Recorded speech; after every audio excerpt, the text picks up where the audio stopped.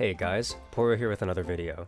Day 1 of MSI has wrapped up, and I think I want to do a short video series for MSI, where I give a quick summary of my thoughts on the games that were played that day, and my predictions for the next day. Wasting no time, let's hop into the first series, Furia vs G2. I'll be keeping track of all of my predictions, and here's what I had for this series. G2 3-1, giving Furia the shot to take a game, but I was really cheering for Furia to win. Game 1, Furia came out of the gate swinging with a crazy draft, going for a Nila counterpick into Kai'Sa. The rest of the draft was fairly expected, grabbing the open Talia on 1, then picking up some of Gigo and Tadu's most played champions with the Aatrox Xin Zhao.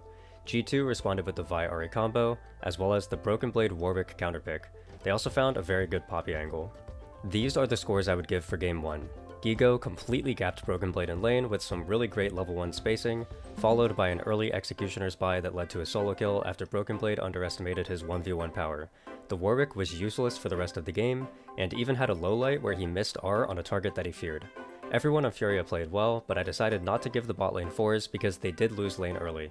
I also gave Labrov a 3 because despite the ugly scoreline and getting caught out mid, he was the only member of G2 who managed to get them any sort of lead early, until Skewmond and Hans went for an over-aggressive mid-fight that snowballed the game in Furia's direction. Game 2 was a stomp. Furia drafted for mid-late game 5v5, but ended up taking some bad skirmishes before the Ezreal and Ryze scaled. It was a better game all around for G2, they had some good dives as a team and made sure to maintain the lead. I don't think there were any standouts for G2 though. Likewise, I gave most of the members on Furia a 2 here, as they all got caught out on bad timings at least once. I bumped Toots up to a 3 because he was the only person who didn't get caught out badly, and he was involved in basically every positive play the team had. Game 3 was definitely the closest one, and it was back and forth the whole way. I was very impressed with Gigo's Rumble, as he found ways to output a lot of damage and had a few good ultimates. I also would have given Tadu a 4, but a couple of his Pantheon ults were whiffs, one of which may have potentially cost Furia an early dragon, and by extension, Soul. On G2's side, I gave a lot of credit to Labrov for winning the early lane that should not have been winning, as he hit 3 solid hooks in a row to counteract his few bad deaths later. Hans and Skewmond both played great games, being the main threats for their teams, and the reason why they could win. On the flip side, I dropped Caps down to a 2 because of a few bad ultimates, with one especially bad flash ult to trade 1-for-1 with a Nami that could have cost G2 the game. Likewise, IU getting caught on mid was a big reason why Furia couldn't close it out when they had their lead. Game 4 was another stomp, this time in Furia's favor. It was just a great game all around from them, with IU and JoJo successfully winning their 2v2 dominant lane, Tadu finding great plays around the map to snowball, and Gigo and Toots having very great teamfights. For G2, Skewmond and Caps kind of just had to watch the team crumble slowly, as Broken Blade was being abused by the top jungle of Furia, and Hans plus Labrov went for one too many bad plays that led to lost teamfights. Game 5 ended with a whimper as G2 cleaned house with Furia quite easily. IU and JoJo found a solid 2v2 kill near the start of the game, but after that it was just disaster after disaster as the team as a whole went for way too many fights when they weren't strong. I gave Tadu a 3 because realistically there was nothing he could do. He had 3 pushing lanes and none of them ended up doing anything meaningful, which turned his should-be easy-to-play Lilia game into a hard one. On G2's side, it was definitely Broken Blade's best game of the series, and Skewmond and Caps were putting on absolute clinics, while Hans and Labrov made sure there were no comeback opportunities. Overall, I would say this was a good showing for Furia and a bad showing for G2. Furia overperformed expectations, and they did it in a way that was true to their style. Gigo got to show off his carries, Tadu and Toots their fearlessness and confidence, and IU and JoJo their champ flexibility in the 2v2s. On the flip side, G2 proved that their playoffs losses were not flukes, as the close games and defeats were mostly caused by individual members of the team making bad plays that significantly reduced their chances of winning. The second series of the day was much less eventful. I had BLG defeating GAM 3-0, and while I do like GAM a little more than BLG, I went into it with the expectation that they would be crushed.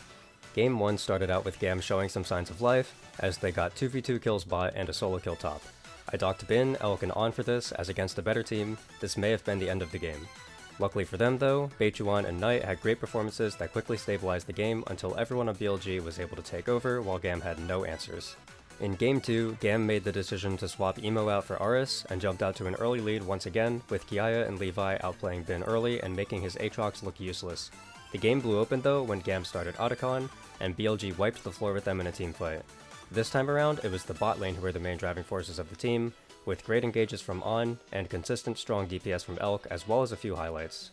Game 3 was by far the worst game for GAM, as it was a horror from start to finish. Beichuan, Elk, and On were able to successfully split the map vertically, and Artemis and Elio were punished by the swap over and over again. By the 5-minute mark, there was a 3k gold lead.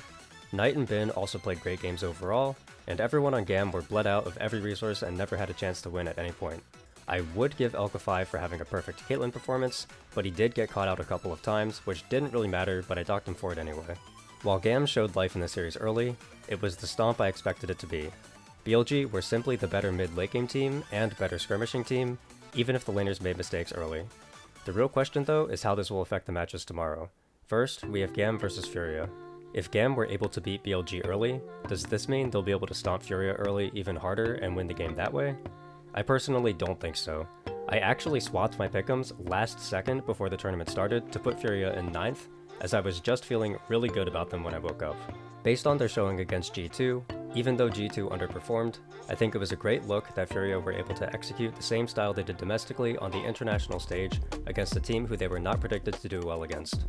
Meanwhile, GAM has not shown the ability to be a strong early game team domestically, and I think BLG were mostly caught off guard and making mistakes they should not have been making before they finally locked in on Game 3.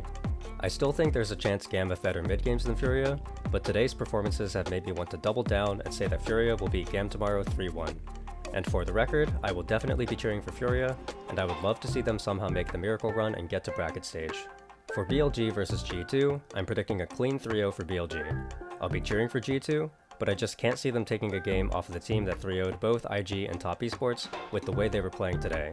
Meanwhile, I think BLG should be expected to look against G2 how they looked against GAM in Game 3, and I doubt BLG would lose early games to GAM if they ran it back right now.